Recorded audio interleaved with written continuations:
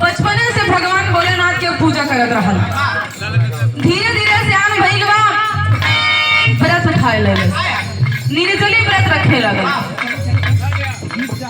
लेकिन कहा गइल बा कि भगवान भोलेनाथ बड़ा खुरपच्ची हो।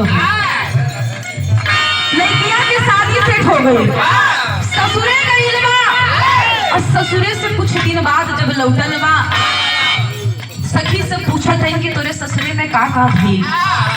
लड़किया बतौलत कि का बताइए सखी, हमारे ससुरे में तो सब कुछ ठीक है ठाक बा, लेकिन जवन मिललन हम सोचले भी ना रही कि ऐसा नहीं मिली है। कौन बात बने, ऐसे का बात भइल, का बताई। हम भगवान भोलेनाथ के पूजा ये खातिर ना कैली, रोज पौवा चढ़ा के कैसे पौवा चढ़ावे ले, जब वह काम करे तो चढ़ाई का बता।